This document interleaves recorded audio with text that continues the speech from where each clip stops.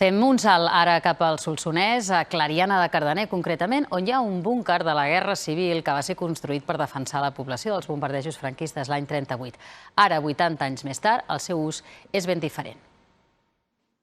Entrem en un refugi antiaeri amagat al mig del bosc al Solsonès. Ara no ens refugia de les bombes, sinó que és lloc de descans i de cria d'una espècie, els ratpenats, o boliacs, com es diuen aquí, molt necessària per combatre plagues com la processionària.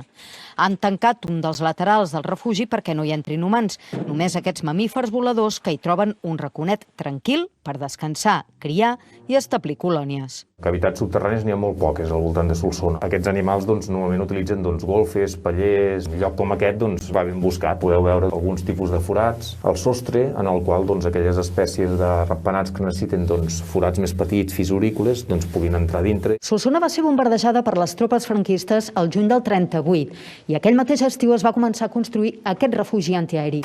El que és tot un patrimoni històric i cultural també s'ha convertit ara en un element de gran interès natural. I això n'és la prova.